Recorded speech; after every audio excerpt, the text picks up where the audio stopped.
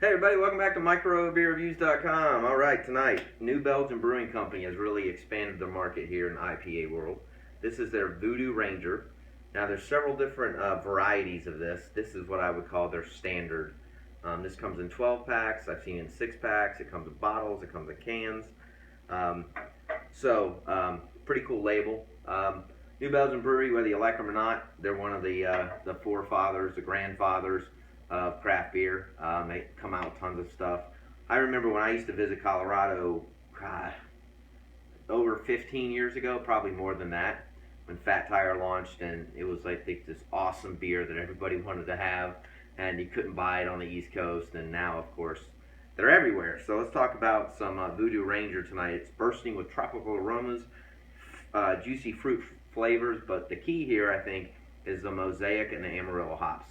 Very good, florally, citrusy, very pungent hops. This golden IPA is perfectly bitter with a refreshing sublime finish. IBUs are 50, ABVs are 7%, medium body, pine citrus, comprised of orange and grapefruit, tropical fruit with lesser grassy and floral, faint toasted bread malt note. So I have had this already. When this first came out, I have to admit, it sparked my interest. If you watch any of my other beer reviews, I love IPAs.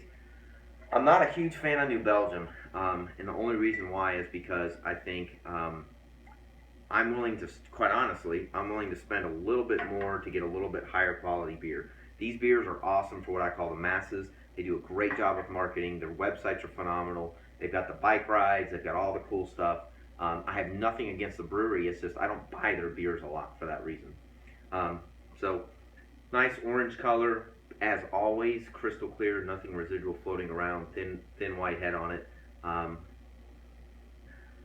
Smells like Amarillo hops, pine cones, definitely a little bit of grapefruit in there. It's a very good smelling beer. It's nothing overpowering. There's no booziness to it. But it's definitely very piney.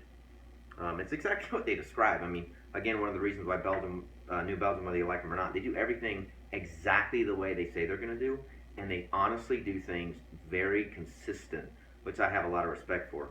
The other reason I think this beer is going to do great is because the price point.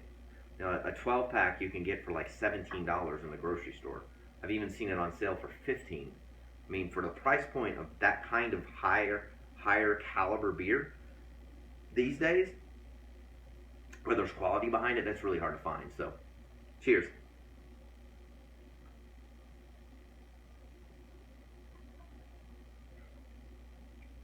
So, as described, I don't think I read this to you. It's a very medium-bodied beer.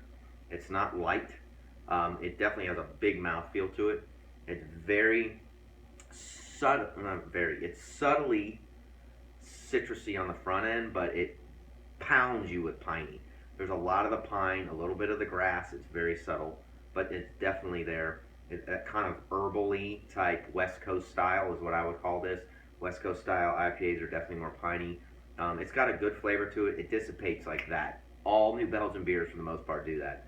They have very little bite. There's no booziness at all that I can pick up on at 7%. That's when it kind of starts. It's got a very good hop finish to it. You can definitely tell the Mosaic and the Amarillos are in there. You absolutely can taste them, which I think is impressive.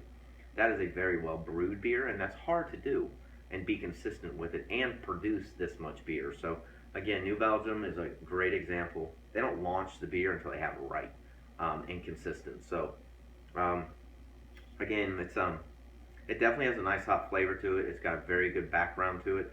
The malts they're definitely there. There's a little bit of breadiness, but again, what I really like about it the most is that it's got a very nice medium body to it.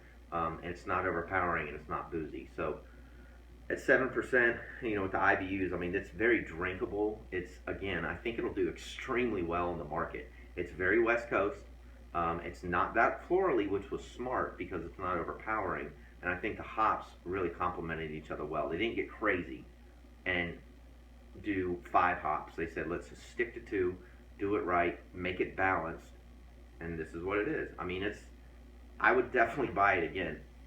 especially for the price point. I mean, it ranks up there with some of the better beers, not only with the IPA market, but I think for what people are looking for now.